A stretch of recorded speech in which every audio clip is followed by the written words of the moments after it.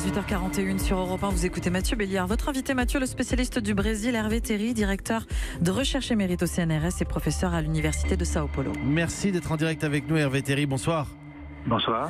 L'élection de Jair Bolsonaro à la tête du Brésil, à la présidence brésilienne. Je profite de votre présence pour rappeler qu'il bénéficie de longues années de décrépitude du système brésilien.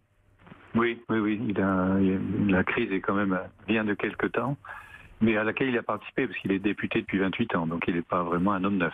Mais c'était pas non plus... Oui, alors c'est vrai, Hervé Terry, vous avez raison de le rappeler, ce côté anti-système. Je sors de la société civile ou de l'armée, en l'occurrence pour Jair Bolsonaro. On parle quand même d'un homme qui a été élu de longues années et qui connaît bien le système politique brésilien. Cela dit, il n'était pas aux manettes, Hervé Terry. Non, il était député tout à fait de base et en 28 ans, il a fait 2 propositions de loi, donc on ne peut pas dire qu'il se soit surmené. Quel regard est-ce qu'on peut porter, Hervé Terry, sur le vote des Brésiliens, en particulier ceux qui, de longues années, ont voté pour le Parti des Travailleurs, pour la gauche brésilienne, et qui aujourd'hui se tournent vers Jair Bolsonaro ?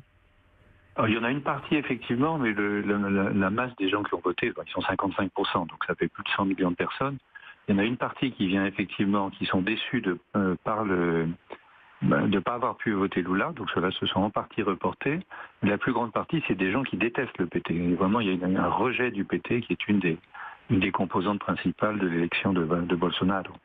Bien sûr, après ces années, mais je m'intéressais en particulier à ceux qui avaient quitté le Parti des Travailleurs pour se tourner vers Bolsonaro. Est-ce qu'on peut craindre aujourd'hui, Hervé Terry, parce qu'on lit beaucoup de choses évidemment de ce côté de l'Atlantique, est-ce qu'on peut craindre aujourd'hui pour la démocratie brésilienne, pour les institutions démocratiques brésiliennes ? Alors si on se fie à certaines de ses déclarations ou de ses proches, comme son fils, il y a de quoi avoir peur. Mais effectivement, je pense que c'est plutôt de la bravade à la Trump plutôt qu'autre chose, puisqu'en fait, il dit pratiquement tout et son contraire. Donc, dans le même temps, il dit ça, et quelques minutes après, ou quelques heures après, il dit que non, il respectera la Constitution. Et par ailleurs, les institutions, sont moins solides que celles des États-Unis, mais quand même, elles sont assez bien enracinées, la société fait un peu attention, donc je pense pas qu'il pourra faire ce qu'il veut, mais je pense qu'il y a beaucoup de frime dans ce qu'il dit, de bravade, un peu à la Trump aussi. Il est comparable à Donald Trump, Hervé Terry ?